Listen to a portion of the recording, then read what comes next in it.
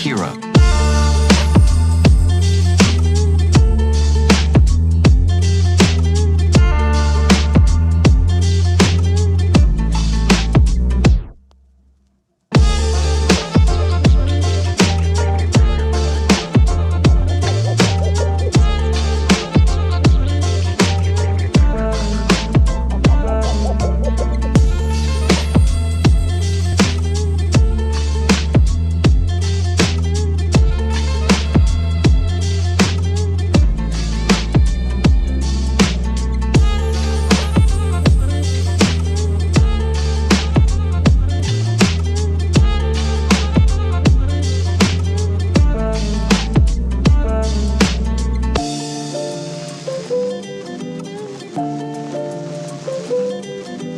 Have you any hobbies? My hobbies are fast cars and fast women. Hobbies are healthy. They teach you things.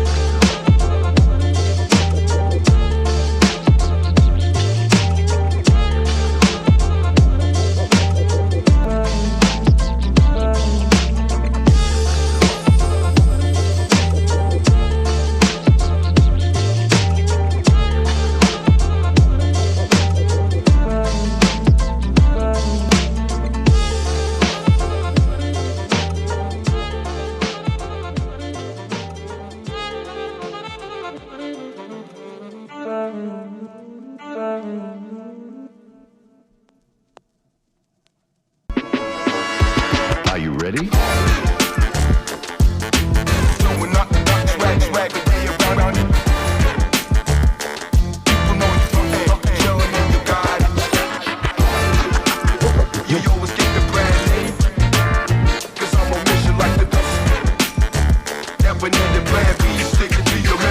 Are you ready? Welcome everybody back into Around the UFL. Once again, I'm James Larson with Pro Football Newsroom in the host seat. Zach is on a hiatus for the time being, and Ref, I think he might have disappeared with the Houston Roughnecks, so not sure where in the world he is, but for now, you guys are stuck with your favorite or least favorite midget, James Larson, in the host seat. Got a few guests on here today, panelists, as always, and I gotta start with a man that might be a record 2 times in a row he's on the show. Luke Miller from Say the Stallions. I feel like you've got to be on cloud 9 the past few days. Just take us through your emotions and just how you've been feeling.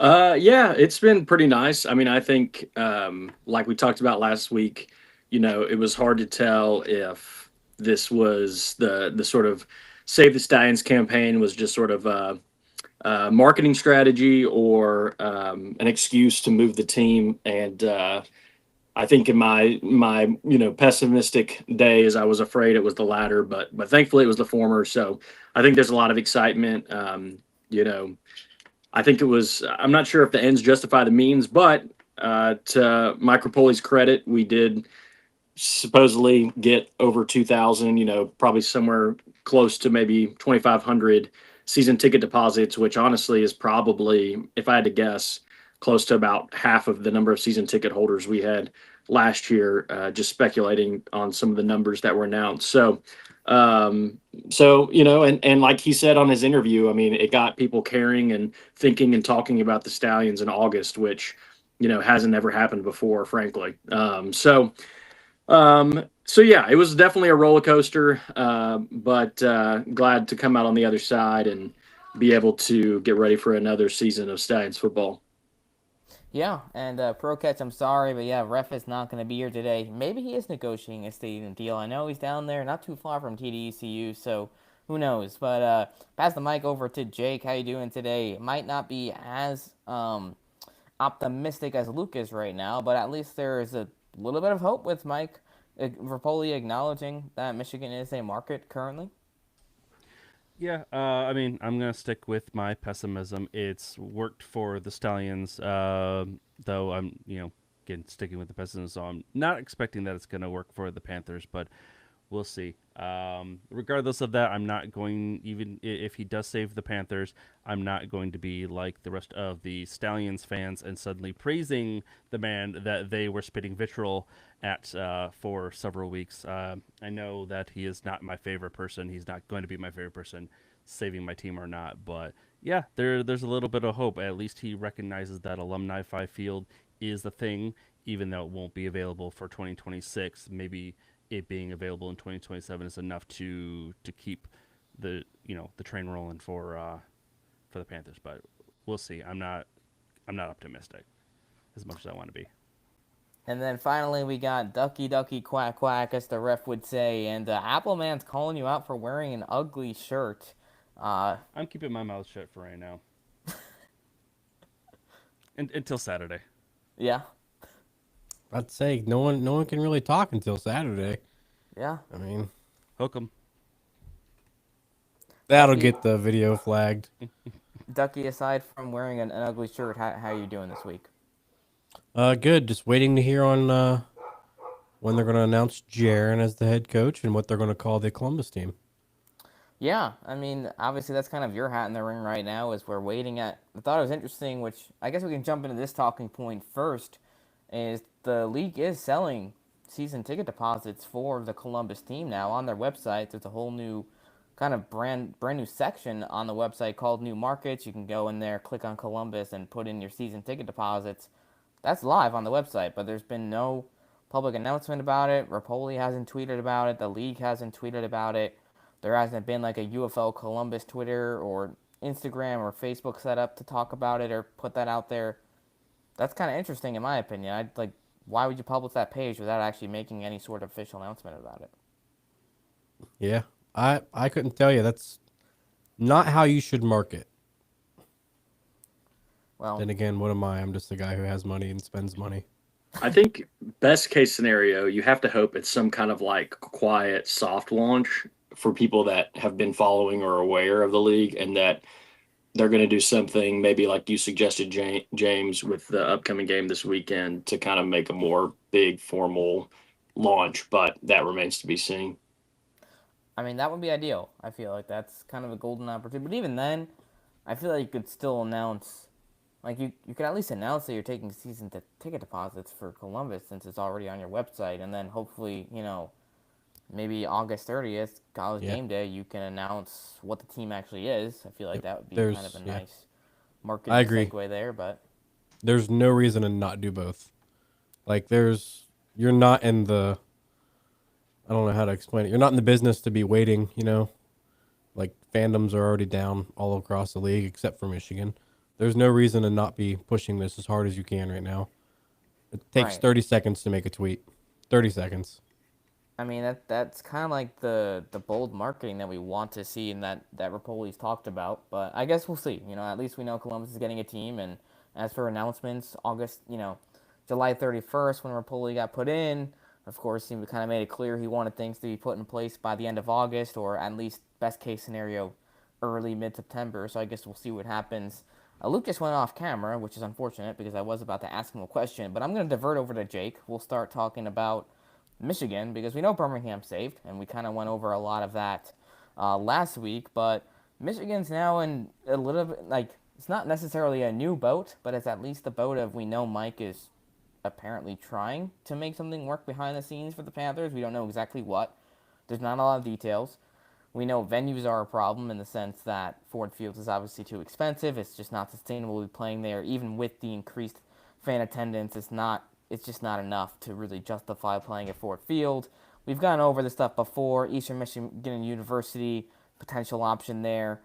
As of late July, the league had not reached out to EMU, according to Mike Bell. What's kind of your thoughts on where Michigan stands right now? I think it still stands kind of from where you reported it. It's kind of one of those things that you should have reported in the first place, that it's fluid, but still that Cook that the frog. team, yes, Where's That- Steve Holtz? He's too busy with the third best attendance. Yeah. Inaccurate Oh, James third best. strikes again. Unbelievable. No, I think EMU is the only option, really, at this point. We know that. It's just whether or not that they think that the market is worth it sticking out a year. Because anybody fooling themselves thinking that Ipsy's going to show out or that, just got to go to Ford Field for one more year, that neither of that's going to happen. But they do, they would be good just to stick it at EMU for a year, ride out the terrible attendance, the gray field, do whatever, keep the team alive. Because I don't think pausing it for a year or two is going to do any good. I know, certainly, like I tweeted, I'm not going to be happy about losing the coaching and staff and players. As much as I've had an issue with Nolan and a lot of his decisions, losing all those players, losing the his coordinators and stuff like that, that I really like, I would hate to see that. And like Mayor Cat Feces put on that he would almost rather see the team shuttered than to have that happen, and I tend to agree with them. So I'm not confident in it, but at least he acknowledged us, so that does make me feel a little bit better. But still, we're at the It's end at least of like the August, first and acknowledgement of that market trying to be saved or Yeah. salvaged, as opposed to Houston and Memphis are still in the dark. it's annoying that it took him almost a week and a half to acknowledge the Michigan market after the whole Birmingham thing. But so be it. We, at least we got some acknowledgement. But I don't know if that is for nothing if Michigan doesn't stay. So we'll see. I'm eager to see what he says. I'm not holding my breath still, but at least we know we're on the radar. And obviously, the big kicker is going to be Alumni 5 Field, which is what he talked about in his tweet. And for those who might not be aware, I believe it's a USL stadium. It's going to be opening in downtown Detroit in 2027, hopefully done by the spring. So that means Michigan would need to find a home for the next year before moving there, because that's an ideal spot, right? 15,000 capacity, give or take, around that area. You get a sellout crowd of 15K. It's going to look great. Optics will be fantastic, and it's a brand new stadium, so I'm assuming regardless of the optics are going to be good no matter what, with it being a brand new stadium. I'm picturing something similar to an Audi Field. But as for Eastern Michigan University and Ducky, I don't know if you have any thoughts on this, but the gray turf is like the whole big thing that's been like the no for Fox Sports, and kind of where the league's been at in that sense, where originally when they went to Michigan, EMU was never an option because of the gray turf. They wanted to play at Ford Field to kind of give more legitimacy to the league. Now you're looking at a situation where EMU might be your only hope. Yeah. I think stay away from that gray field. Looks really bad on TV. I would almost rather just stay in Arlington, hub there for a year, and then just come back to a new field. I feel like that would, one, save them a lot of money. They get to keep their team. Sucks for the fans for a year, but they know their team's coming back. So just stay in Arlington for the year. Save some money. Still got your team technically, but I don't know. I would avoid the gray field at all costs. I don't understand why the gray field is so bad. Like for 1 year. It's just bad on That's TV. my take. Is it any worse than all the other current situations that exist in the UFL? I mean, I don't Still have know. more people in the stands, and Yeah. apparently people love 'Cause, like, is watching gray the turf- fans in the stands. Is gray turf with 20,000 people in the stands really going to look worse than That's true. Choctaw? I mean, I don't- Choctaw I mean, looked let's be terrible honest. on TV. St. Louis was just playing on a yellow field for what, 3 years? true.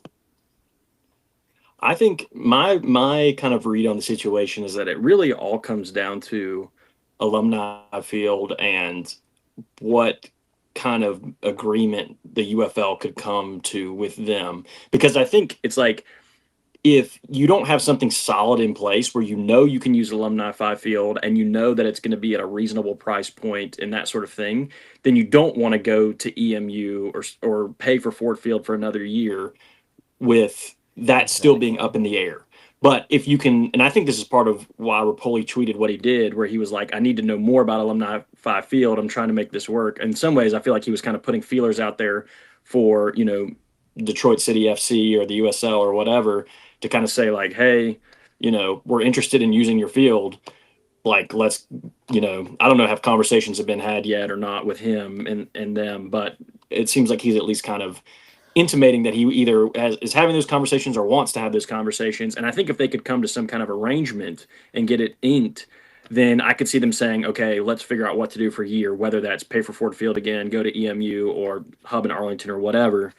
But it really all depends on if they can get something solid, in place, kind of set in stone, because you can't risk, kicking the can down the road and going to EMU for a year if you don't know for sure that Alumni Five Field is going to be available or not, and what the cost is going to be and stuff like that. But I can't imagine with it being a brand new venue, they're going to have to pay it off. Like, I would think having another vendor that's paying you to use the field would actually be very helpful and lucrative. Maybe not. I don't know. Maybe they don't want to deal with the hassle of having to share the field with a team during the same season, because they'll both be playing in the spring. But it seems like it would be in their favor and lucrative to get another tenant and to be able to, start paying the facility down much faster than they necessarily maybe originally planned. But who knows? Yeah, and kind of to bounce off what you said about trying to get a deal in place with Alumni Five Field, obviously that would be huge because, again, you don't want to go to EMU. You don't. I mean, I think Ford Field is a no-go regardless of what happens. But even in the hypothetical scenario that you could get Ford Field for one more year, why go there? You're spending a lot of money, et cetera, if you don't have Alumni Fi locked up. Which, I mean, right now, from the verbiage in his tweet where he's like, that's why I keep coming back to Alumni Fi Field. I need more info. It seems like this is for him kind of an ongoing thing. And, I mean, part of it could be that, Birmingham was the more important market for him in the sense of, like, let's start with this. Let's see if we can salvage Birmingham. And now he's going to be focusing on Michigan the next couple weeks as they kind of iron things out for the rest of, like, their 2026 plans. But that's kind of my speculation. That's not, take it with a grain of salt, I guess. But Is it authorized or unauthorized, would you say? I mean, anything I do is probably unauthorized, to be honest. So. Sorry, I mean, every time you say the word speculation from now on, it's just Yeah. required that we have to clarify that. Gone are the days of innocent speculation zone on the UFL podcast. That's right. The speculation zone has been called out. It's over. So yeah, I mean, Luke, Birmingham is locked in.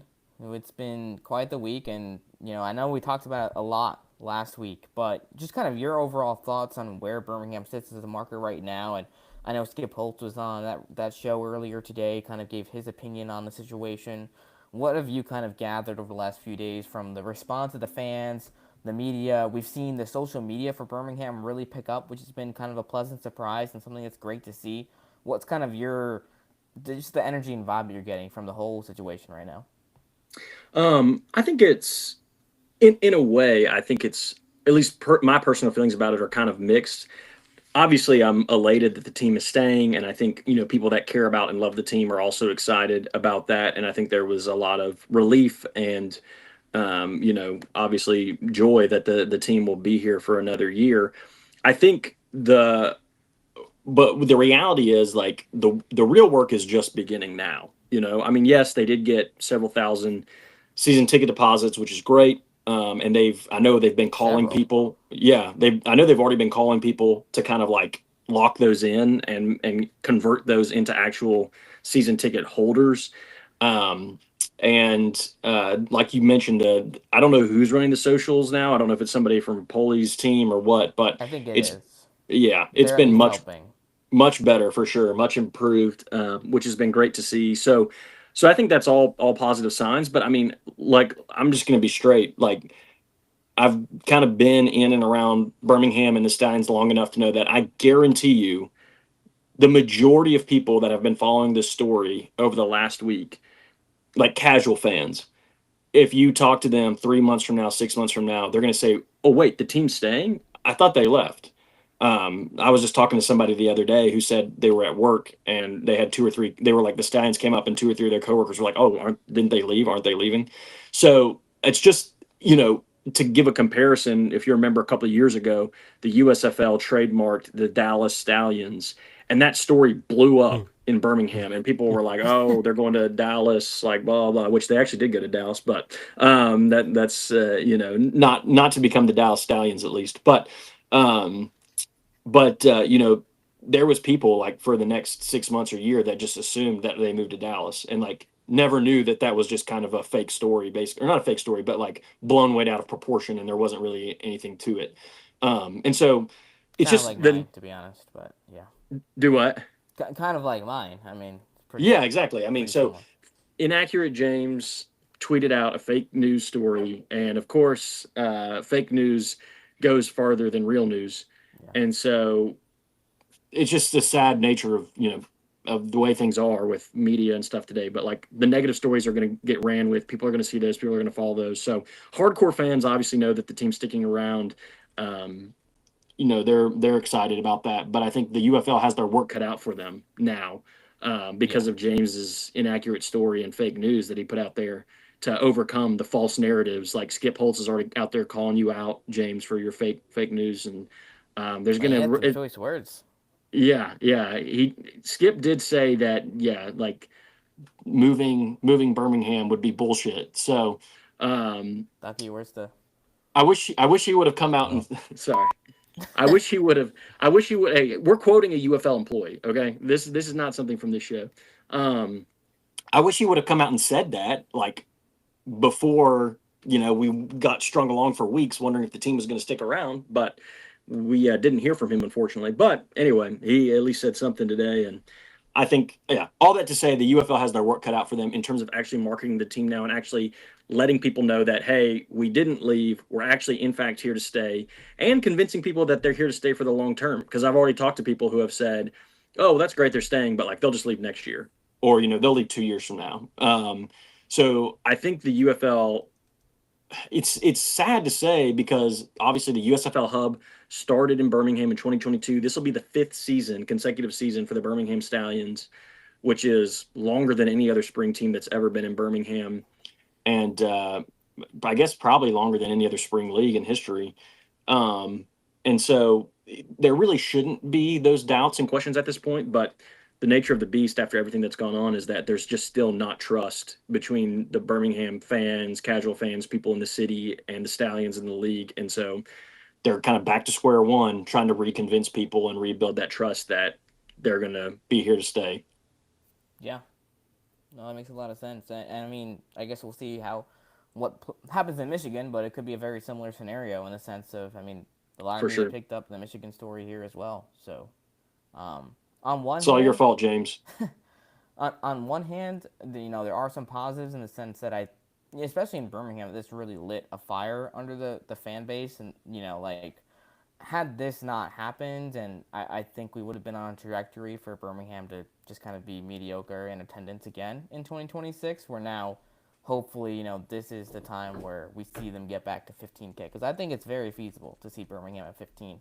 Michigan should be 15 easy with the amount of football fans that are here. So hopefully, if anything, if there's any positives to come out of it. But again, Lion Larson, as Freddie put it, I'm pretty much cooked. Well, I think, and I could just real quick, if I could just say, I mean, I think, and what I'm hoping, the mistake that I feel like the UFL and the USFL have made up until this point, at least with the Birmingham market, and then I'm hoping Rapoli doesn't make, is I think in some ways they just took Birmingham for granted, right? Like, well, the USFL hub was there. Well, the team is really good. Well, they've won a lot of championships. Well, they've come back for multiple seasons, and I think they just assumed that people would show up. And I mean, it's sad to say, but the reality is like there is, I think, in Birmingham, a very strong core of loyal fans who really love the team, who are going to show up no matter what, somewhere between 5 to 10,000 people.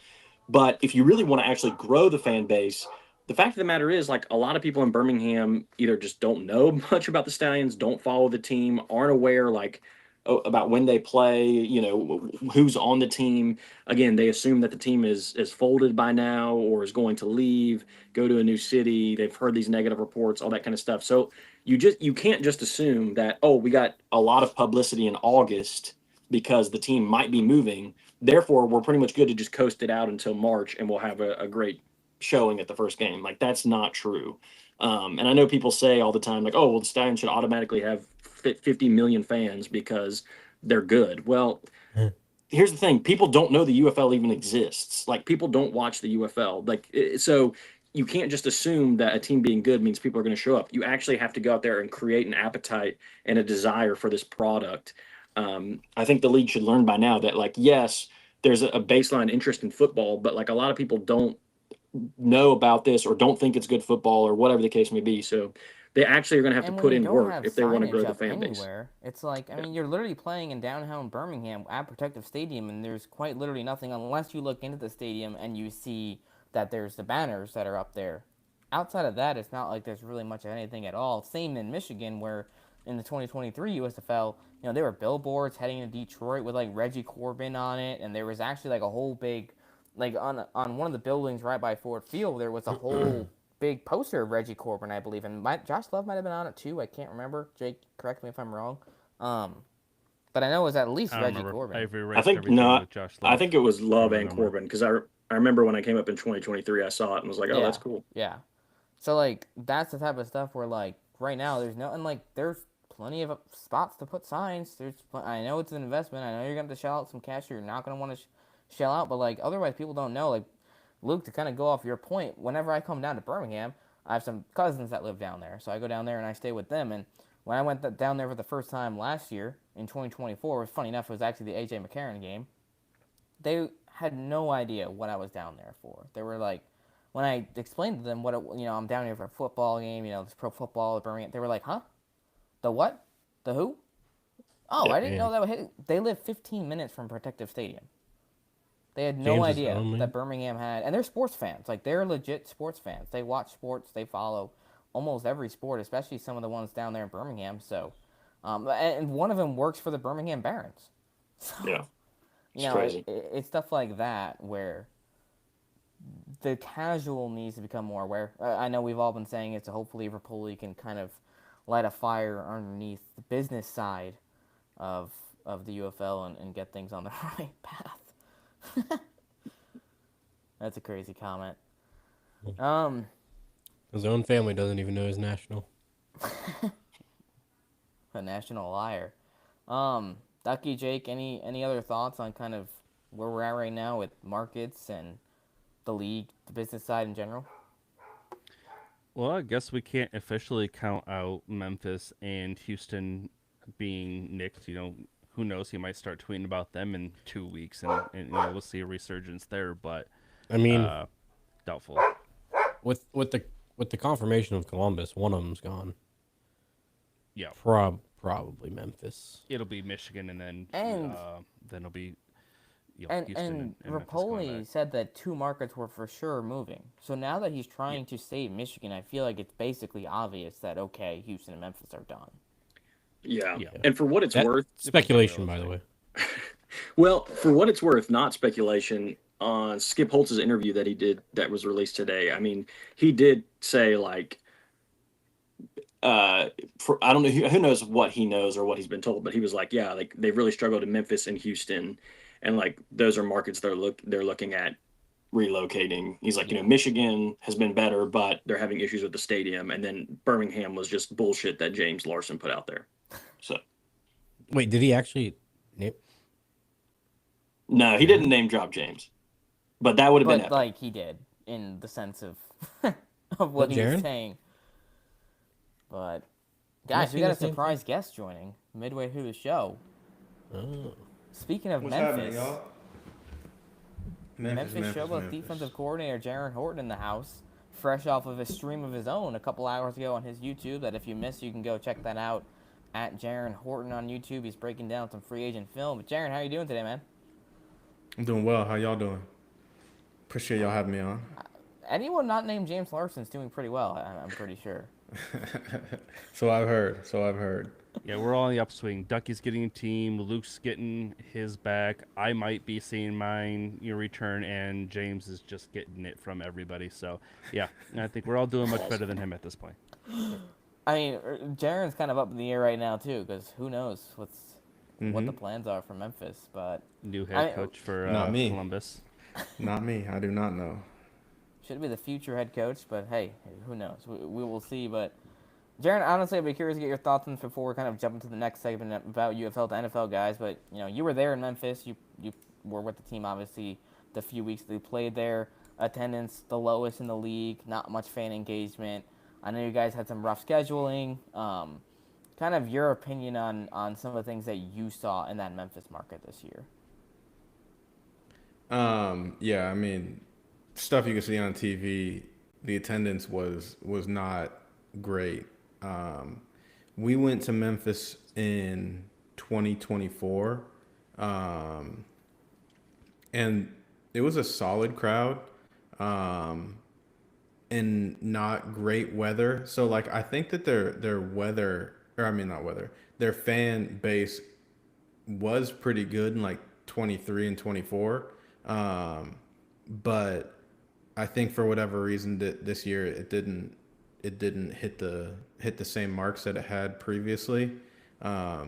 Whether that be time of the game or something like that, because I think someone had said we didn't have any night games, and like it's a night game city, which I don't really like. I don't really think about when the games are or anything like that. I'm just like I'm gonna show up. But like thinking about it from a fan perspective, yeah, like I probably don't want to go to a game at 11 a.m. on a Saturday. I'd rather go on like 6 p.m. on a Saturday or something like that. It just gives you more time to kind of experience it. Yeah. Yeah, that first year back, whenever they went from Tampa to Memphis, and that you saw that first game there, their first home game, I thought for sure that market was going to do very well. And I mean, they had like 30,000 tickets distributed for that game. I know they didn't have 30,000 at the game, but there was, I believe, at least 20 in the stands. Yeah, it was a very It was hot too. Yeah. But like, Yeah, I think this year pretty right. that first game, they were really able to leverage a partnership with FedEx. Oh yeah, it makes And sense. I think if that had flourished over the last couple of years, things like that were pivotal for sustaining those numbers. But and not really for lack of trying, it didn't seem like. I mean, it seemed like they were on the ground and doing things there, to some extent, more so maybe than some other UFL markets. Still not probably what it needed to be, but it just. And they lived there, so. Yeah, and I think obviously it doesn't help, like, Jaron, you were saying, with the weather, with the scheduling. Obviously, there's a lot of turnover with the coaching staff, players. The team record. Yeah, didn't have a huge amount of success. So I mean, you combine all those factors, and then my wife's from Memphis. I spend a lot of time in Memphis, so it's a market I know a decent bit about. There's just Birmingham has the same issue where there's a sharp divide to some extent in some ways between sort of the downtown and the suburbs, and people in the suburbs don't always want to go downtown, all this kind of stuff. And they're also destroying the stadium to rebuild a new one, which will be super nice once it's done, but right now it's in the midst of being built, and it's just there's a lot of factors. I think Memphis could be a really good market, but I think now with the passing of Fred Smith, it's just hard to know if it's worth. I think on the league's end, I'm sure it's hard to know if it's worth to really commit to the long term there rather than just start over somewhere else. It's kind of just too far gone right now in the sense of, and again, I don't put, like you said, a lot of it's not necessary on the fan base. It's just kind of so many different factors that have all played into what happened. The good news is that, Jaron, hopefully you end up with whatever Showboat staff moves to another city, wherever that might be. Could be Columbus, could be Louisville, could be somewhere else. We really have no idea right now, but kind of shifting focus a bit. There's been a lot of news with UFL to NFL signings. Jaron, a bunch of your defensive guys, and just Memphis Showboats in general made some noise. Jesser Wynn looked decent with the Rams this past week. Cam Dancer went in there with the Dolphins, made a couple tackles, looked pretty good. Bronson was with the Titans. We had a few names out there. How much of that were you tracking this year? And also, I'm sure you're also tracking, preseason guys to keep an eye on that could be potential future Showboats or whatever your team might be in the future in this league. Yeah, it's great to see all the guys in the UFL, especially the guys that I've been with, get to go play in preseason games and compete at training camp and stuff like that. And I know today is cut day, but even if guys get cut, hopefully they can get picked up on a practice squad or something like that, and I mean, it's a now what 18-week NFL season, so a lot of guys are unfortunately going to get hurt. It's just a kind of a thing, part of the game, and so hopefully some of those guys can, if they don't make the practice squad, get called back due to injuries or something like that because they have a familiarity with the staff. But yeah, like you said, definitely watching games for guys that do end up getting cuts. Like, oh, this is a good player. We want to sign him for the UFL next year. And like I've kind of been saying for a little bit now, the more years that our league, the United Football League, now going into year 3 and kind of year 5 or year 6 really of spring football in this iteration, the longer it's around, the more attractive it is to guys like that, that are very fringe practice squad guys that could sign NFL futures contracts. It's more appealing to some of those guys to be able to play in the UFL, get 10 games of tape, instead of signing a futures contract and not get paid and just kind of sit there knowing that you have a spot for minicamp or whatever. So Yeah, and that, you kind of touched on what I was going to ask about in the sense of the guys that are getting cut. Thank God for a league like the UFL that you can go to and get some of that film and get the exposure. And I think, and we've talked about this with you before, but the level of talent from each and every season just consistently gets better and better. And it feels like it's because more of these players, whether it's the players themselves or the player agents or the coaches that are able to attract talent. Like, I mean, some of these guys are out there recruiting talent themselves. It feels like every year we see more and more of these NFL cuts ending up in this league. And we saw quite a few of them with Memphis this year. And some guys, a young guy like Lance Boykin, who really had a chance to develop and show out, is someone who comes to mind. Steel Chambers as well. A couple of those guys in your defense that played at a high level. yeah, I think that's really what this league is for, in my opinion. And like I could be wrong, but for guys that are talented, obviously, like they've had a shot in the NFL, something happened for them where either they got hurt or they were just in a deep position room. Like Aleve a couple years ago got signed with the Eagles, and their D line was really deep, so it's hard for him to make that team. But guys like can be put in bad situations or not advantageous situations for them, and then they can play in the UFL, show that they can play, and maybe go to a different situation and flourish there. So like, I think that this league is very beneficial for guys like that are that fringe practice squad futures contract area, and get a chance to show for 31 other franchises other than just the one team that they were on practice squad all year, what they can do. And speaking on some of those guys, we saw over 60 players sign NFL contracts from the UFL this year. Luke, you had a bunch of your Stallions go to the league, and it looks like Perion Winfrey, as of now, is sticking with Dallas. No official word yet on Harrison Mevis, and then we saw a couple guys get cut. Jake, we saw quite a few of your Panthers go to the league as well. Saw some guys get some playing time. Toa Tao, unfortunately, cut with Cleveland, but he looked good there. DJ Miller just got cut from the Lions, but he put up some good tape. Just your guys' opinions on how your players did throughout this preseason. I mean, we had some players that looked good, like you said. And then there was Malik in San Francisco. Unfortunately, he got cut, but he had some stuff. I haven't seen Kanai get cut yet, but he had made some plays, or did he already? I don't think he got cut yet. I mean, Jaguars haven't released their stuff yet, but yeah, he had a pick in like the first 3 snaps that he played for them a couple weeks ago. And then I'm watching the Chargers roster moves to see what's going on with Ryan, but I don't see anything yet about him getting cut. So hopefully he makes the 53 man.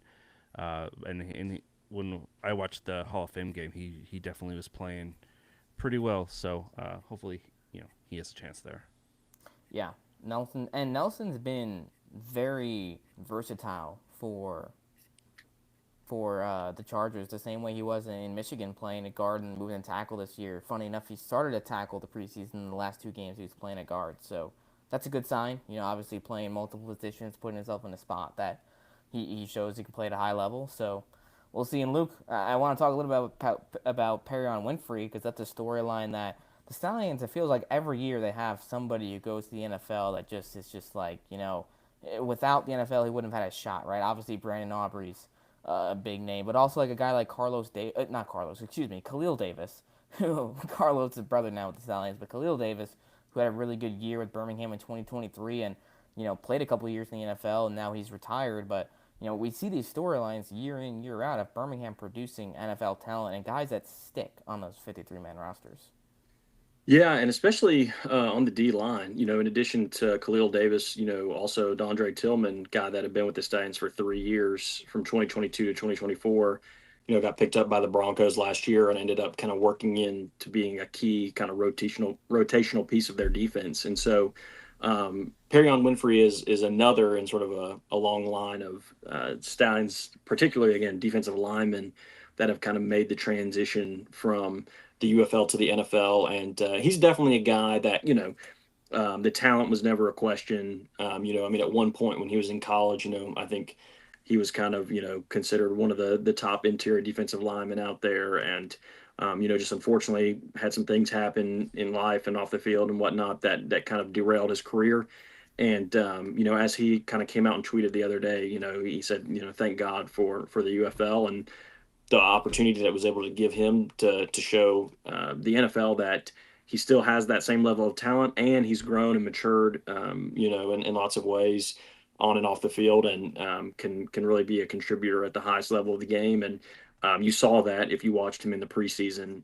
He had, I think, a couple sacks, several tackles, several pressures, and showed that why he was one of the top linemen in the UFL this past year, earning all UFL honors, and why he was such a dominant player in college. And really excited for him to make the roster, and looking forward to hopefully seeing him get to work in again, either as a starter or as a rotational guy on the D line for them, and see what he can do, and hopefully again kind of continue that trend of Stallions players and specifically Stallions D linemen having success in the NFL.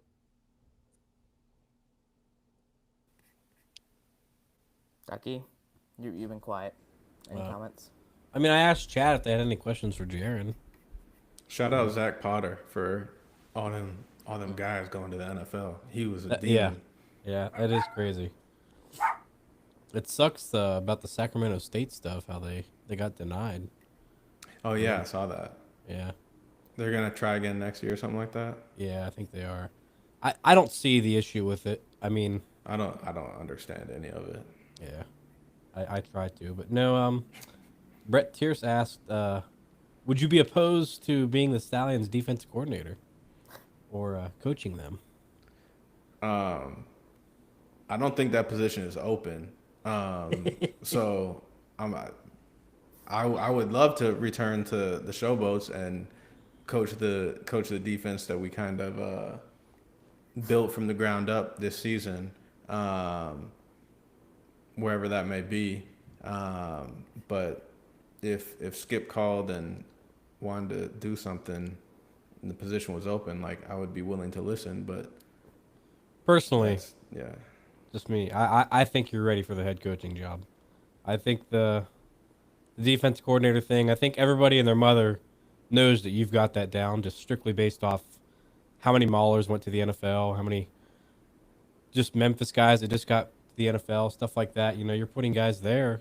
It's what you're doing, obviously. I mean, you're assistant coach of the year, 2023. I think it's about time you got that call up.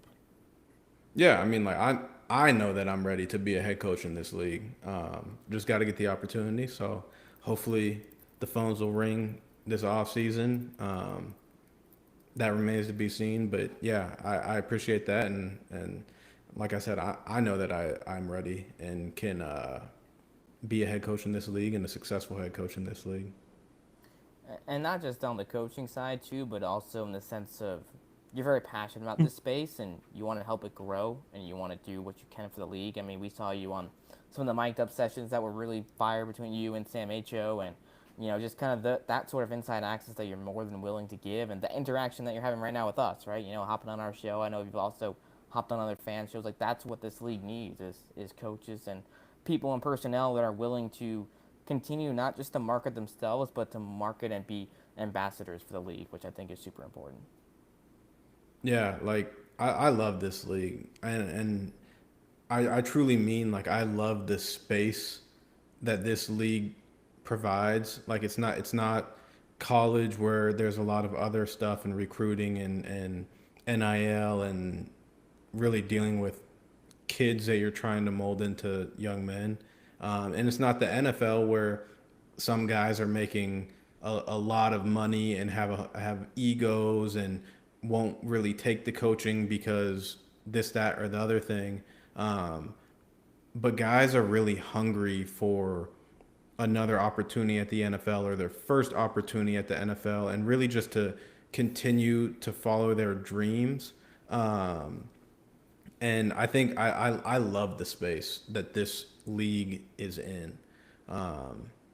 Yeah, I wish I could charge 10K for an appearance fee. Yeah, we're Shoot. actually paying him 11. So Yeah, there you go. There you go. dollars. Price. Cents. $1. Yeah. 4 weeks of pay right there, though. I mean, hey. Yeah, for real, for real. Oh, yeah. Jaron, while we got you, I mean, I know we've covered some of the UFL to NFL storylines and cut downs are happening right now. It's unfortunate. Hopefully we see a lot of guys land on practice squads, but that remains to be seen. Something else coming up in about a month, which got pushed back, but the college draft is coming up as well, and that's always been kind of an interesting piece to the puzzle of the spring football space, with the fact that the UFL draft, obviously, if you draft someone doesn't mean that you're actually signing them, and I think we all saw that with the Showboats last year, where a lot of people assumed that Jason Bean was your QB1 when I don't think there was any contact between you and Bean. And he was drafted by the previous staff, wasn't even drafted by you and Manos and those guys. But in general, the UFL college draft, the XFL, USFL college draft, those have been very successful drafts and have brought in guys to the league. I know Memphis didn't have a lot of guys this year, but Jaquan Shepard was one of those picks that played a couple games for you guys and then went over to Houston and played well for them. Yavandi Rigby was there for a couple of weeks with you guys as well. And across the league, Michigan, Houston, St. Louis got a lot out of those guys. What's kind of your overall opinion on how this college draft kind of helps shape football teams in the UFL? I like the college draft. I think it's fun, and I think that them doing it now or pushing it back, like I think even if they did it now, it would still be too early. I think having it in September or even like November or December would be good because you want to get guys that were in NFL training camps and are still kind of like fresh, if you will, have like played football recently. And I think that having it a little bit later is probably better for that because then you know what the NFL landscape looks like and what practice squads look like and all that stuff. So you kind of know who to research and all of that. But we have had some success in the college draft, even going back to the Maulers and stuff like that. Yeah. But Fernando I think Gordon, that, yeah, Fernando and Traquan. CJ Turner. Yeah, like CJ and I think Colby Thomas, maybe. I'm not sure if he was a draft pick. He might have just been a signing. But like, I think it's a good thing, and it's kind of interesting because of how free agency works in this league, and you can kind of sign guys whenever. But me and the defensive staff have talked to Monos about what we're looking for on defense, and like we have a good relationship. And understand what we're looking for scheme wise and fit wise. And we've already talked about a bunch of potential 2025 draftees. So I'm excited to see what happens because we got some guys that are gonna be exciting. Love to hear that. Definitely looking forward to seeing what happens at the end of September. And Luke, I'll pass the mic over to you quickly because speaking of the college draft, and Stallions have brought in a couple guys from those in the past here and there. Not a lot of action because most of the guys that Potter and company drafted, though, are guys that, they've been in the NFL. They're either on practice squads. an interesting name that popped up lately, and he could end up on their practice squad, so who knows? But Sam Hartman, quarterback with Washington, who was released, I believe, earlier today. It was either yesterday or today. Stallions quarterback situation is kind of up in the air right now. You've re-signed Jamar Smith, you've re-signed Andrew Peasley, but no word on Corral, no word on Magoo, and Adrian Martinez just got released from the Jets. Is Sam Hartman the type of guy that you think could fit into that team and maybe be a prospect for 2026? Yeah, I think so for sure. I mean, the Stallions actually maybe are the only team. I'm not sure where other teams stand, but at least I know for the Stallions, they have never signed a college draft pick. So, but in an interview with Skip at one point, I can't remember how long ago it was, but a few months back or maybe a year ago, Skip had an interview and the question of the college draft kind of came up, and he kind of talked about how, at least with Zach Potter and him previously, their kind of philosophy, I think because they had so much talent that they were able to pick up through free agency, their focus was more on let's kind of draft more for claiming guys' rights than for trying to get guys who can help us right now. And so they drafted a few guys that they knew probably weren't going to be able to play in the UFL right away. But it was sort of playing the long game and saying, okay, well, we might not have this guy this year, but yeah, my cat wants to say hello to everyone. But a year or two from now, this guy might become available, and so Sam Hartman is an example of that kind of player. And it remains to be seen. He might get stashed on the practice squad for the Commanders or somebody else. Yeah. But if not, then yeah, I mean, I think I could see him fitting in really well in the UFL. I mean, similar kind of guy to Matt Corral, where he's had a lot of success in college, played at the highest level in college, got some NFL opportunities, but those haven't really panned out much. He's not really getting a lot of playing time outside of preseason. And I think obviously, Skip has a good history working with quarterbacks, multiple MVPs in the league with Alex Magoo and Adrian Martinez. So I definitely think, he could be a good fit. Who knows? Like I said, if he'll end up actually being available or not, or if the UFL is something that he would be interested in doing. But it certainly, I think, could be an exciting kind of match if it worked out. And maybe we finally see, I know they drafted a running back or two, and, there's no guarantee that Birmingham brings back Marable, or some of these guys are getting a bit older, so could always see one of those guys end up there. And Jake, Michigan is a team that really has had a ton of success with their draft guys, with the amount of players they signed over the last 3 years, really, or the last couple of years, really, where, from the 2024 draft, you've got, Brian Dooley who signed, Akeem Dent who signed. Those guys did play some valuable minutes throughout the season. J.D. Duplain had signed, and then he ended up getting cut. You brought in D.J. Miller, who was actually a Brahmas draft pick. I know there's quite a few other guys in there. Jarrett Well, Horst. we've never seen Dent. Dent just signed for the first time, so he hasn't Akeem played Dent? any. Yeah. No, he played last year. Am I really that bad with my roster? No. Yeah. Fake fan. Oh, jeez. Yeah. All right. There we go. Yeah. I was about to All right. say, Remove don't my think the remove pictures I have my of Akeem card. Dent in a I'm not. Michigan Panthers jersey are fake. I don't know why. But, I I was mean, thinking, it's coming yeah, from we me, had. so maybe my camera was fake news. I don't know. He'll be playing in Boise next year. No, yeah, you're right. I remember now. Yeah, duh. But yeah, we've had 4 players signed from the 2024 class. Released Duplain, but otherwise Lombardi like you in said, there. Now that I remember, yep, Lombardi, Could be- Dooley, and then Could Dent, be a yeah. future QB, QB1 or QB2, depending on how this offseason shakes out. Well, I mean, with Perkins getting released, I'm not confident he's going to end up on the practice squad, though he absolutely should. He should be on a 53-man roster, but, that might just be a little bit of bias there. But if not, I'm still going to keep with my pessimism and think that he's probably going to retire with his other ventures that he has going on, but I'm absolutely going to let him run it back if he wants to and, take the Panthers to another championship and hopefully winning it this time if both the Panthers stay and he decides to return. So, Yeah, it'll be We'll fun see. to watch what happens with the college draft and some of these cuts. Because, speaking of Michigan football teams, a guy that comes to my mind who I watched this preseason a lot was Hendon Hooker with the Lions, and he feels like the type of prospect that he's had a good college career. He's got potential. He's very, very mobile. But when it comes to his pure passing abilities, there's clearly development that needs to be had, which is why I feel like, a prospect like him, if he doesn't end up on another practice squad or somewhere, UFL is a perfect spot for him to come and develop now.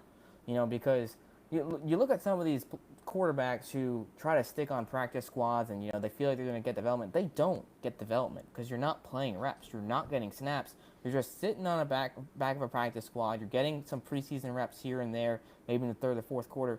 You're not developing, and you end up just falling off, and eventually the wheels fall off. And then at that point, it's kind of too late to join the UFL because the UFL's already moved on to younger guys or other guys that they have. So, in my opinion, the faster quarterbacks decide to go to the UFL, if there isn't a clear path for them in the NFL, the better. But what do I know? I would sign Hendon Hooker in a heartbeat. He would be really good in the UFL. Yeah. But I agree with what you're saying about like when you're the practice squad QB or like the third or fourth guy in the NFL, you're not getting like real practice reps. Even you're getting you're reading off the scout card, and the coordinator's like, all right, you're gonna throw here, or you're gonna throw here, or you're gonna do this. Like they're telling you what to do. So like you're getting the physical reps and individual in practice, but you're not reading defenses or doing stuff like that. So coming into this league, into the UFL, where you are getting those in-game reps where you can improve, I think for quarterbacks it's huge. And it's one of those things too where like a lot of these guys coming out of college now are they're 24, 25, some of them, but depending on COVID year, how long they've played, sometimes these guys get a longer college career. If you're 28 and you're still on a practice squad, and look, the NFL is a great career, in and of itself. If you can be on a practice squad for a few years and you're comfortable with that, then that's fantastic. But if you're really trying to get more film and actually get yourself to a position where you can be a QB2 or a QB3, like just sitting there is not going to help your case because you're not getting film. Other teams aren't going to be looking at you. Yeah, look at Stetson. I mean, he was in college till he's 38, and now he's not playing football. Was he released by the Rams? I don't know. I just want to make a joke about Stetson Bennett. I have no idea what he's doing. I mean, I think Stetson's still of LA. I think a great he had a clip. I think a great example is PJ Walker. I mean, yeah, I watched a decent bit of NFL before the 2020 XFL, but I never had heard of PJ Walker. Couldn't have told you a thing about the guy.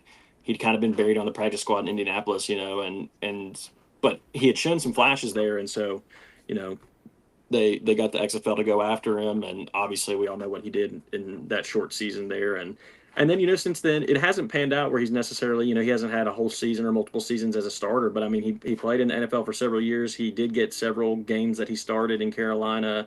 He's now getting playing time in the CFL. Like, I mean, that's just one of multiple examples of how kind of getting out from that, being kind of stuck in that practice squad cycle, can really happen in a spring league, and that can really launch your career into a new, sort of dimension. I mean, it's obviously we never know, but I mean, it's possible that if the XFL 2020 had never come around, PJ Walker might have just been a practice squad guy for another few years and then had to retire or something. But he's still playing football right now. A guy like Adrian Martinez, who was a rookie with the Lions, was in there that preseason and then gets cut.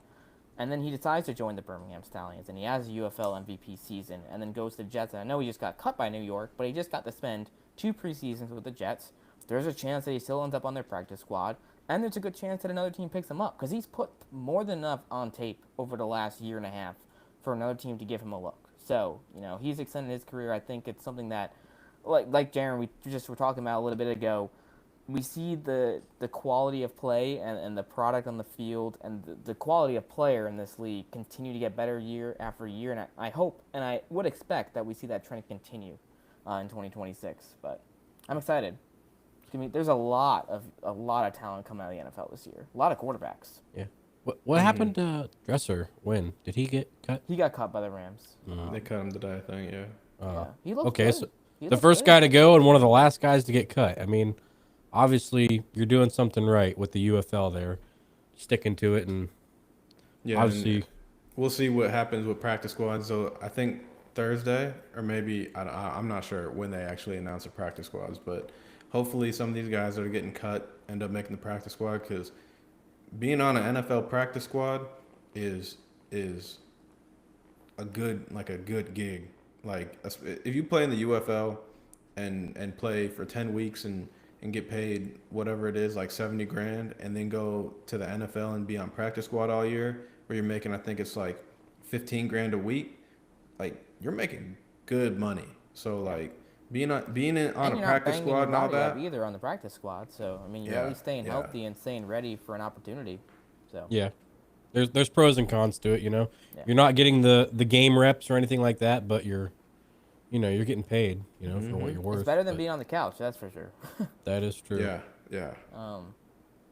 Yeah, no, this was a fun show, guys. I don't know how much else we have really to cover. Birmingham is back. Michigan's up in the air. College draft coming up. Hopefully some more announcements from Rapoli. I do want to clear the air. Jake, I just got a text from Jeremiah Hergott, a Michigan Panthers legend. I hope he's doing well. But, we were talking earlier about how, the marketing in the sense of, billboards and signage and things like that. Jake, do you recall seeing many billboards or signage or anything for the Panthers this season?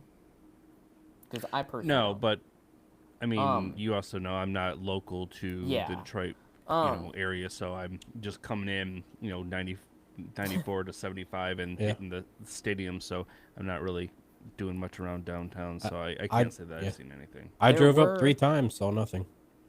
There were some digital billboards in the area on out front, and also during Detroit Tigers games they had a couple digital billboards out there as well. So like that's the stuff. And again, Michigan saw so much of an attendance increase due to what Hergott did, due to what Scott Shipp did, and that whole Michigan Panthers front office this year.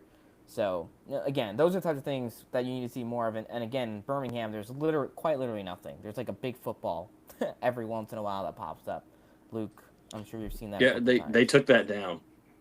That wasn't there this year. It was at all? USFL branded. It was there up until recently, and then I think it was right around the time that your story came out, it went down. So a lot of people were like reading into Gosh, it. I killed the football too. You killed the football, yes. Also, if Michigan Time stays, for me to hang it up. stop scheduling games with the Tigers. Quit doing that. Yeah. Like they kept competing I think every single time I went up to Detroit, they've had a game almost.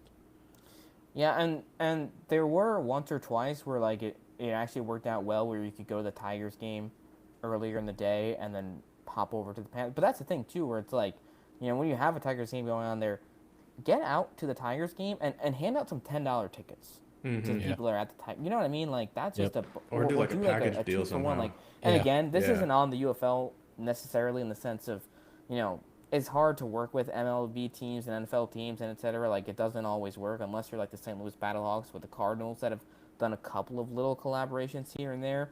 But like in an ideal situation, you can do some sort of 2-for-1 marketing ticketing thing where, hey, you buy a ticket for the Tigers and hey, you get $20 off a Michigan Panthers ticket. You know what I mean? Or like 2-for-1 deal. Like that's the type of stuff that hopefully as the league grows, you can see more of. But remains to be seen. But Yep. I got a question for Jaron. What's your favorite color combo if you were to be in Columbus possibly? What are you hoping for there if it happens? They've announced that they're playing at the yellow stadium, right? The black and Columbus gold. Crew. Yeah. Yeah, I mean, obviously you can see my affinity for black and gold. I don't know if I would love it to be just black and gold, just because I feel like that would be too Maulers-esque. Like if they did like black, yellow, and red or something like that, where red was like a little bit more of a primary color, and then you could kind of throw some Ohio State, like, Right. all that. Yeah. I think that would be cool to maybe do yellow, black, and red to kind of. You have to do yellow if you're gonna play there, in my opinion. I think you Right. do, but you probably don't want to do yellow and blue like the Showboats colors were and Michigan is. So if No. you did some form of like yellow and Ohio State red, I think that could be really nice. Yeah. I think yellow and red. I personally liked when the Stars did it. I liked that color combo. So no, you didn't like that? I didn't like the caution tape on the pants, The but I ketchup and liked mustard. I don't know what I liked about it. I liked the concept. I didn't like how bright the yellow was and how bright the red was. If it was like a darker tone than like the Commanders, kind of the Washington Commanders, that can work. But theirs were just too bright. Well, like this kind of red. Yeah, Theirs yeah. was like I don't even know. It was too red. It was Theirs too was bright. very, very saturated. Like Yeah. just- Yeah. Feel like McDonald's. Every once in a while, I wake up and I miss the Philadelphia Stars. You I know? was literally about to say they should have got a sponsorship deal with McDonald's. Exactly. Like they were Dude. they were Ronald McDonald. Every time I think of the Stars, I think of Channing Stribling. Every single time. Every single Dog. time. Had like 8 picks one year. Yeah. Yeah. Almost had an airplane go down, but Also, to Michigan Panther Pride, he asked, will we know Michigan's destiny before the draft? I hope so. well, Like, the draft is slated for September 23rd as of right now, so hopefully. yeah. I hope so. I hope the league doesn't do that. I don't think they would. That's just, it doesn't seem like they would do that. You should know. Didn't Rapoli say that he wanted that by the end of the month the Yes. Columbus team announced, or like what team was going there? By the end of I this think he month? wanted the two. He said 2 to 4 teams. I think he wanted that settled by the end of the month. From Well, his he said tweet. 2 for sure we're moving, and then hope to have like the other 2 figured out. Yeah, but within 30 days. But not everything goes at that timeline. Or Mhm. we That can was ask just if what- James what knows we wanted. anything. But No, Yeah. not at the moment. We'll see what Hopefully. happens. Yeah. No more unauthorized speculation. Well, fellas, it's been real. It's been fun, and hopefully, it's been real fun for all of our viewers. But any final comments from anyone? Any final thoughts before we wrap things up? Giddy up. Take flight. Jake? No St. follow Louis up. sucks. Figured he'd do All right, like a Darren, you Michigan. gotta say something now. I don't got any slogans. Okay. All Jaron my Horton teams for get head taken coach, away, so I don't know. 2026. Yeah. There you go. Yeah, we can do that. Yeah. Yeah.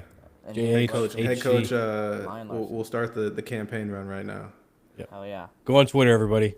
Jaron Horton, head coach, Tag- 2026. Hey, tag Rapoli. He's active. He'll see I'll us. retweet. I'll retweet every single one of you if you do it.